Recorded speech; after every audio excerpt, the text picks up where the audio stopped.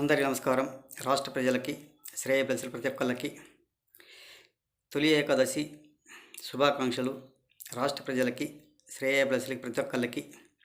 అలాగే వైఎస్ జగన్మోహన్ రెడ్డి గారు పులివెందుల ఎమ్మెల్యే, ప్రతిపక్ష లేని పార్టీ. మరి ఈ జగన్మోహన్ రెడ్డి గారు 2019 నుంచి 2024 వరకు ఆ దేవుని ఆశీర్వాదంతో సీఎం అయ్యాడు. కానీ ఆయన సీఎం అయ్యాక ఎంతోమందిని కూడా దగ్గరికి రానివ్వలేదు. ఏ రోజైనా ఎప్పుడైనా దగ్గరికి రానిచ్చాడా? లేదు కదా. అవును కదా బాబు గారు, ఒకసారి చెప్పండి. కనీసం బయటికి వచ్చినప్పుడు కూడా రాష్ట్ర ప్రజలను కలవనివ్వలేదు. ఆయన పరదాలు కట్టించుకొని పరదాల చాటున తిరిగాడు, పరదాలకు మొహం చూపించాడు. అంతేగాని రాష్ట్ర ప్రజలకు మొహం చూపించలేదు, రాష్ట్ర ప్రజల్లో సరిగా తిరగలేదు. ఇప్పుడు మాత్రం జాలి మొహంతో, నక్క వినయంతో మాట్లాడుతుంటాడు. ఒక్కసారి చెప్పండి, ఆయన చేసిన పరిపాలన 5 సంవత్సరాలు అది ఎలా సాధ్యమవుతుంది? ఊరక మాయ మాటలు, కంత్రి మాటలు మాట్లాడుకుంటుంటే రాష్ట్ర ప్రజలు నమ్ముతారా? ఎలా నమ్మరు కదా. ఎవరేదైనా ఒక సీప్ లెక్కరగాడో, ఒక బిర్యానీ ప్యాకెట్ కోసమో వచ్చి జెండా పట్టుకొని తిరుగుతూ చెవిలో పువ్వు పెట్టుకున్న వాళ్ళు ఉంటారేమో కానీ సామాన్యంగా రాష్ట్ర ప్రజలు వినరబోరు. ఒక్కసారి చెప్పండి.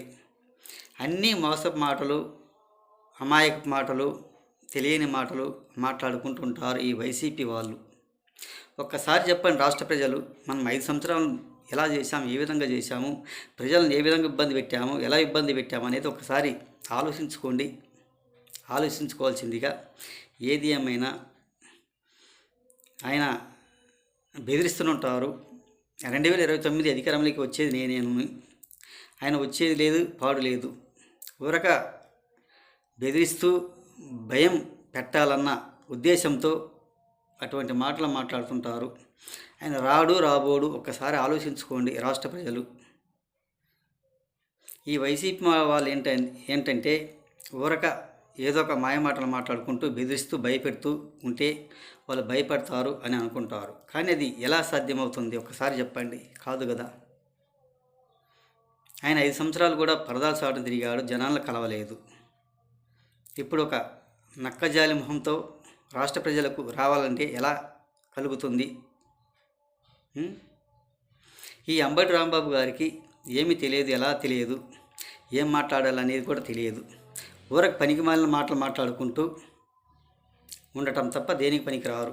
ఏమిటంటే ఆయన రికార్డింగ్ డాన్సులకి, వాటికి రాసలీలకి పనికొచ్చేవాడిగా రాష్ట్ర ప్రజల కోసం, ఒక నియోజకవర్గం అభివృద్ధి కోసం పాటుపడి చేసేవాడు కాదు.